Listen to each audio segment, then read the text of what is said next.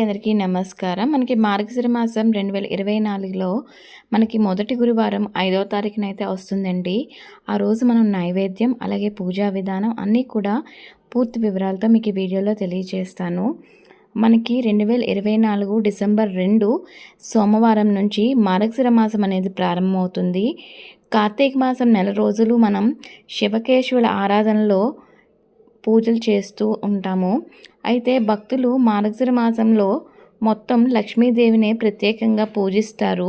అలాగే మార్గశిర మాసంలోనే మనకి ధనుర్మాసం కూడా వస్తుంది. అప్పుడు శ్రీ మహావిష్ణువుకి ఈ రెండు కూడా చాలా ఇష్టమైన మాసాలండి. అయితే ఎంతో పవిత్రంగా భావిస్తారు. అయితే మార్గశిర మాసంలో మనం చాలా నియమనిష్టలతో గురువారాలు చేసుకున్నట్టయితే లక్ష్మీ అనుగ్రహం అనేది ఖచ్చితంగా లభిస్తుందండి. మార్గశిర గురువారం పూజా విధానం ఏంటంటే, మనం సూర్యోదయానికి ముందే నిద్ర లేచి ఇల్లంతా శుభ్రం చేసుకొని ఇంటి ముందు మహాలక్ష్మికి ఆహ్వానం పలుకుతూ ముగ్గులు వేయాలి. అలాగే తలస్నానం చేసి దేవుడి మందిరాన్ని సిద్ధం చేసుకోవాలండి. అలాగే దీపారాధన చేసి ఇవన్నీ కూడా మనం స్నానంకి ముందే చేసుకొని చక్కగా తెల్లవారుజామున ముందే మనం అమ్మవారిని పూజ చేసుకున్నట్టయితే చాలా మంచిది. అలాగే మహాలక్ష్మీదేవికి శుభ్రత అనేది చాలా ముఖ్యము. మనకి ఈ వ్రతం ప్రతి గురువారం కానీ కుదరకపోతే మార్గశిర మాసం కనీసం ఒక గురువారమైనా నియమ నిష్టలతో చేసుకున్నట్టయితే ఖచ్చితంగా మనకి అన్ని విధాలుగా కూడా అనుకూల ఫలితం అయితే లభిస్తుందండి.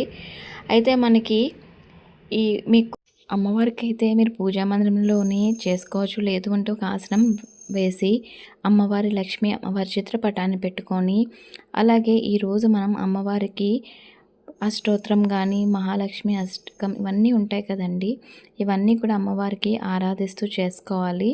అలాగే అమ్మవారికి ఖచ్చితంగా ఈరోజు చక్కగా సుగంధమైన పువ్వులతోటి అర్చించి అమ్మవారికి తాంబూలం సమర్పించుకొని కుంకుమ పూజ అనేది చేసుకున్నట్టయితే చాలా విశేష ఫలితం అయితే లభిస్తుందండి. అలాగే ఈరోజు సాధ్యమైనంత వరకు కూడా అమ్మవారి నామస్మరణ రోజంతా చేసుకొని, అలాగే సాయం సంధ్యలో కూడా దీపారాధన చేసుకున్నట్టయితే చాలా మంచిది.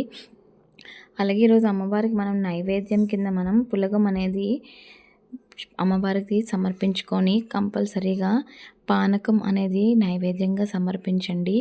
చాలా మంచిదండి.